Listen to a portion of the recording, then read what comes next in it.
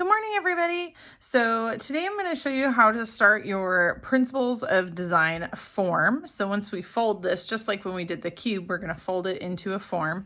So your first choice that you're going to need to do is you're going to need to decide whether you want to do an icosahedron like I've done on this one, or if you want to do the dodecahedron.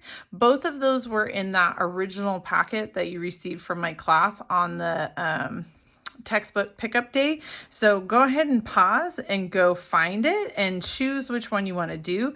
You can cut it out now or you can cut it out a little bit later. Either way is okay. So the next part of this, once you come back, the next part of this is you got to kind of choose how you want to do your layout. So we're going to kind of cover some of the requirements and I'm going to show you how to kind of start figuring out your layout.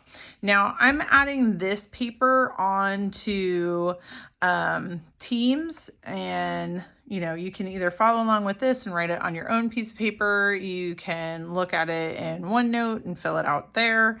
Either way is fine, as long as you are thinking about stuff before you start it.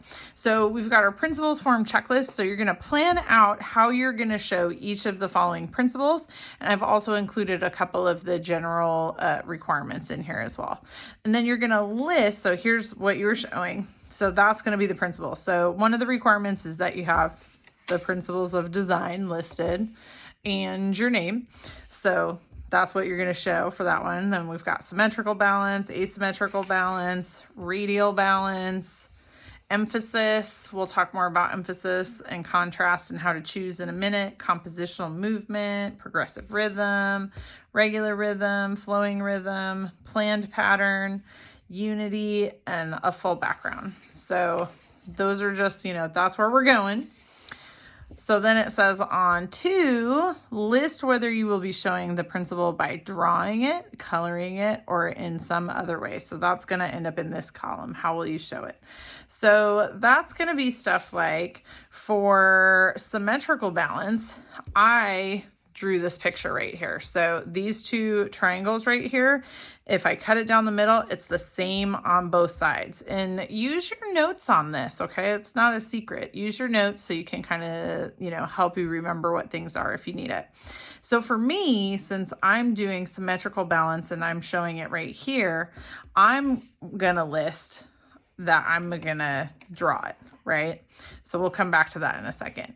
But for some stuff like emphasis, so now for emphasis, I have a couple different choices. So like I could do an emphasis and scale, which I might draw if I choose that one, an emphasis by doing a contrast in color. That's what I'm gonna do. So I'm going to choose a contrast in color, and on this little drawing right here, I'm going to include complementary colors when I color this area to create a contrast in colors. So for my emphasis for this one, I'm going to color it. So I would list color it.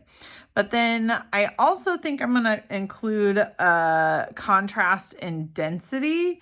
I think that might be what I decide to do for that one. I haven't decided yet. I haven't fully thought it out yet.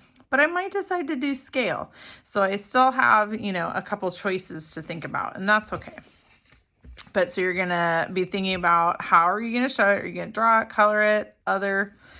And then the next one, what materials are you gonna use? So you have to use at least 4 of the following ones, at least one time, okay? So you have to pick at least 4 of these, and you gotta do each one of those at least once, okay? So now you are not required to purchase anything for this class. So like this first one, watercolors with the salt, tea, or rubbing alcohol effect, we reviewed that when we did the elements chant, and I'll make sure I include the links if that's something you decide to do. But you do not need to buy watercolors. If you happen to already have them, great. If you don't, that's okay too. Okay. The tape transfer, if you do decide to do a tape transfer, if you are physically coming to class as part of the hybrid, then you can use some of my tape. Otherwise, you would need to have your own tape, which is just packing tape, or, you could choose something else. You don't have to do that one. That's part of why I am giving you multiple choices and saying you only need to do 4, is so that way you don't have to purchase anything. Now, colored pencils, I did provide you with those ones, and you want to make sure that you super saturate your colored pencils. So that is a good one if you don't have other stuff, or, you know, I've provided all that for you. The overlap writing, that could be one, you know, we could use that for a bunch of different stuff, and it just depends on what you want, right? But that one, I already gave you, you can use any media for that, and I already gave you the micron pen, so you could do it with the micron pen or one of the colored pencils. So that one's an option, doesn't cost any money because I've already provided it for you. Areas of pattern, same thing. Like, you can use your micron pen, you can use the colored pencils that I gave you, the purple pencil I gave you. That doesn't cost any money at all because you don't need to buy anything. Other media, so if you happen to have stuff around the house, like, you know, highlighters or crayons or whatever, if you want to use other media, that's an option, but you do not need to buy anything. And then the last one that's on the list is outlining things with the micron pen. Now, I did decide to do that. I just like the way it looks, so I already started outlining stuff. Okay. And then the last thing, once you've decided how you're going to show it, what you're going to use, then I want you to describe it. Okay. So, like, you know, explain how you think you're going to do it. All right. So we're going to kind of go through this together. I'll kind of chunk it up. So this part, the explaining this part, that's the first video.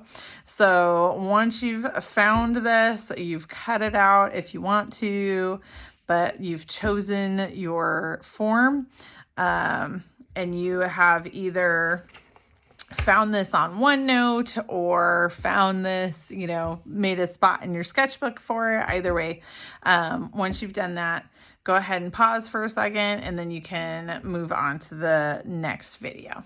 All right. Thanks, everybody.